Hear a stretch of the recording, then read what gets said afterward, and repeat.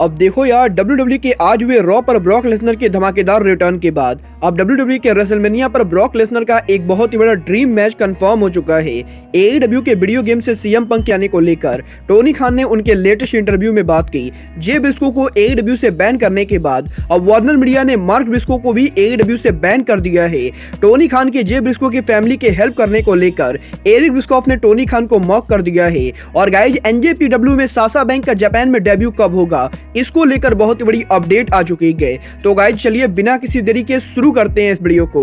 और गाइज सबसे पहले बात करेंगे ब्रॉक लेसनर की। वेल गाइज, जैसा कि आप लोगों ने आज WWE के मंडे नाइट रॉ पर देखा होगा, आज WWE के 30 year anniversary Monday night raw के एंडिंग के ऊपर ब्रॉक लेसनर WWE पर उनकी धमाकेदार वापसी कर चुके हैं। बट गाइज, यही ब्रॉक लेसनर के रिटर्न होने के बाद अब WWE के इस साल के रेसलमेनिया पे पर व्यू के ऊपर ब्रॉक लेसनर के मैच को लेकर रेसलिंग ऑब्जर्वर डेव मेल्जर ने बहुत ही बड़ा खुलासा कर दिया है। वेल गाइज, जैसा कि मैंने आप लोगों को सुबह की वीडियो में बताया था, आज सुबह फाइटफुल का ये कहना था कि WWE उनके रेसलमेनिया पे पर व्यू के ऊपर रोमन रेंस और स्टोन कोल्ड स्टीव ऑस्टिन का मैच करने वाली गए। और गाइज, क्योंकि यहां पर ड्वेन द रॉक जॉनसन ने WWE में काम करने से मना कर दिया है, तो गाइज यहां पर सुबह ये रिपोर्ट आई थी कि स्टोन कोल्ड स्टीव ऑस्टिन और रोमन रेंस के बीच में WWE पॉसिबली रेसलमेनिया का मेन इवेंट करने वाली गए। बट गाइज, यही अब इस मैच को लेकर रेसलिंग ऑब्जर्वर डेव मेल्जर ने काफी बड़ा खुलासा कर दिया है, जहां पर रेसलिंग ऑब्जर्वर डेव मेल्जर ने इस चीज को कंफर्म किया है कि स्टोन कोल्ड स्टीव ऑस्टिन को WWE रेसलमेनिया पर वापस लाने के लिए WWE की तरफ से बड़ा कंटेंट ऑफर तो मिला है।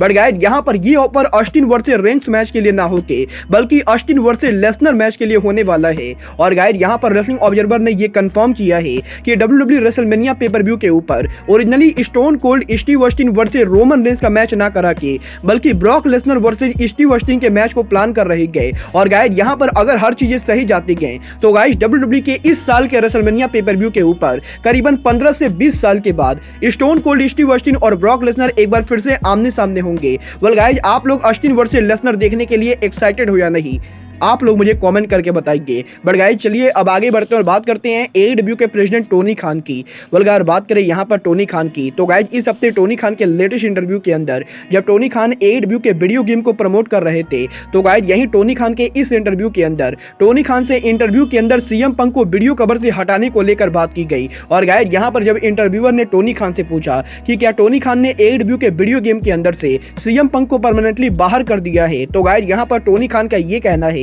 कि टोनी खान CM पंक को लेकर कोई भी ऑफिशियल स्टेटमेंट नहीं दे सकते गए। और गाइस, क्योंकि AEW के बैक स्टेज के ऊपर CM पंक को लेकर इस समय लीगल एक्शन चल रहा है, तो गाइस इसीलिए AEW के वीडियो गेम के कवर या फिर वीडियो गेम के अंदर से CM पंक को बाहर क्यों किया गया है, इसको लेकर टोनी खान कोई भी स्टेटमेंट नहीं देना चाहेंगे। बट गाइस, यहाँ पर टोनी खान ये होप कर रहे हैं कि बहुत ही जल्द CM पंक को लेकर फैंस को हर चीजें मालूम चलेगी। गाइस, यहाँ पर टोनी खान ने तो रिवील नहीं किया है कि CM पंक को वीडियो गेम से बाहर क्यों किया गया है। बट गाइस, जहां तक बात रही CM पंक की, तो गाइस यही अब AEW में CM पंक के पोटेंशियल रिटर्न के टीज होने के बाद इस हफ्ते रेसलिंग लेजेंड एरिक बिस्कॉफ ने उनके लेटेस्ट पॉडकास्ट के ऊपर CM पंक के फ्यूचर को लेकर बात की गई। और गाइस, यहां पर एरिक बिस्कॉफ का ये कहना है कि AEW के ऑल आउट पे पर व्यू पर जो कुछ भी हुआ है, उसके बाद एरिक बिस्कॉफ को नहीं लगता है कि CM पंक को AEW कंपनी पर वापस आना चाहिए। और गाइस, यहां पर एरिक बिस्कॉफ का ये कहना है कि अगर CM पंक AEW कंपनी पर वापस आते गए, तो गाइस यहां पर ये ना तो AEW के लिए बढ़िया होगा और ना ही CM पंक के लिए।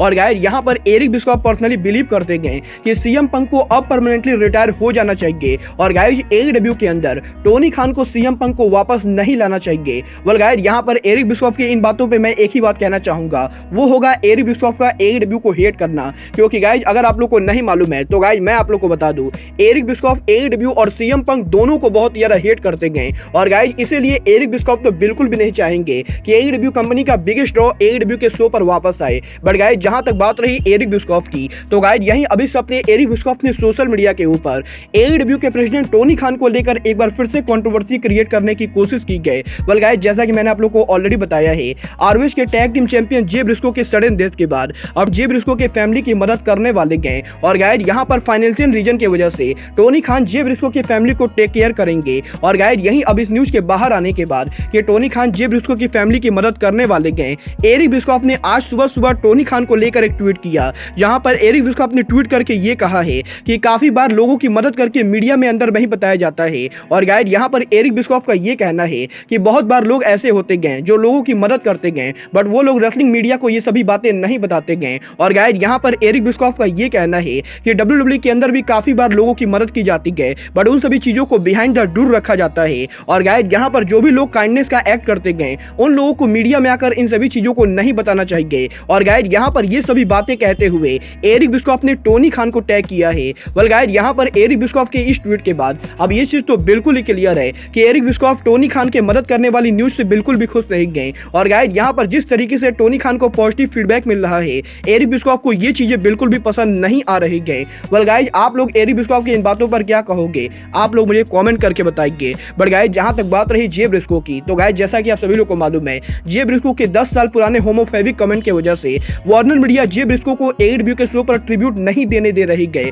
और गाइस यहाँ पर AEW के ऊपर वार्नर मीडिया ने ब्रिस्को ब्रदर्स के डेब्यू को भी बैन किया था। बट गाइस यहीं अब जे ब्रिस्को की सडन डेथ के बाद क्या जे ब्रिस्को के ब्रदर मार्क ब्रिस्को AEW पर डेब्यू करेंगे, इसको लेकर रेसलिंग ऑब्जर्वर डेव मेल्जर ने बहुत ही बड़ी अपडेट दी गई। यहाँ पर रेसलिंग ऑब्जर्वर डेव मेल्जर ने इस चीज को कंफर्म किया है कि भले ही जे ब्रिस्को की डेथ हो गई हो, बट गाइस यहाँ पर इसका मतलब ये बिल्कुल भी नहीं गए कि वार्नर मीडिया मार्क ब्रिस्को को अब AEW के शो पर आने देगी। क्योंकि गाइस यहाँ पर वार्नर मीडिया इस चीज को लेकर बिल्कुल ही क्लियर है कि ना तो जे ब्रिस्को ना ही मार्क ब्रिस्को, इन दोनों में से कोई भी कभी भी AEW के शो पर काम करेगा। और गाइस यहाँ पर वार्नर मीडिया ने टोनी खान को ये बिल्कुल ही क्लियर कर दिया है कि टोनी खान AEW के अंदर मार्क ब्रिस्को का डेब्यू नहीं करा सकते गए। और गाइस इसीलिए जे ब्रिस्को के डेथ होने के बाद भी ब्रिस्को ब्रदर्स में से हमें कभी भी कोई AEW में देखने को नहीं मिलेगा। बोल गाइस यहाँ पर वार्नर मीडिया ये चुतियापा क्यों कर रहे गए, मुझे इस बात को बिल्कुल भी समझ में नहीं आ रही गए। बट गाइस चलिए बात करते हैं WWE के बाहर biggest female superstar Sasha Banks AKA Mercedes मोन की।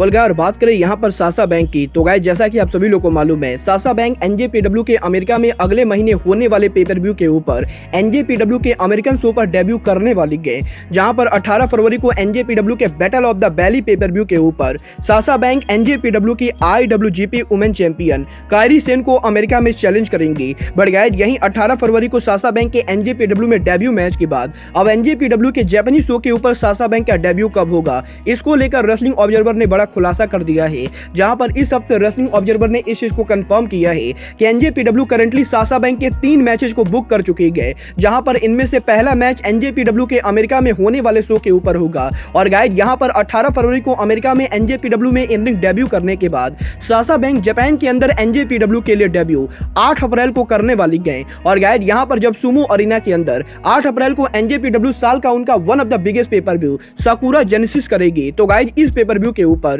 साशा बैंक जापान के अंदर NJPW में इन रिंग डेब्यू करेंगी। और गाइस यहां पर अमेरिका और जापान में डेब्यू करने के बाद साशा बैंक इसके बाद स्टारडम के ऊपर भी डेब्यू करने वाली गए, जहां पर स्टारडम रेसलिंग के इस साल के biggest pay per view Yokohama arena show के ऊपर भी साशा बैंक उनका मैच लड़ने वाली गए। और गाइस यहां पर करंटली NJPW के अंदर NJPW ने उनके battle of the valley pay per view, NJPW के साकुरा जेनेसिस पेपर व्यू और स्टारडम रेसलिंग के योकोहामा अरीना पेपर व्यू, इन तीनों बड़े पेपर व्यू के ऊपर साशा बैंक के मैचेस को लेकर प्लानिंग कर ली गई। वेल गाइस देखना बहुत ही दिलचस्प होने वाला है कि क्या बैटल ऑफ द वैली पर साशा बैंक कायरी सेन को हरा के NJPW की brand new IWGP women champion बनती है या नहीं। बट गाइस अब आज के इस वीडियो में बस इतना ही, मैं मिलता हूं आपसे अपने अगले वीडियो में। बट गाइस तब तक के लिए just like I always says, goodbye, good night and bang.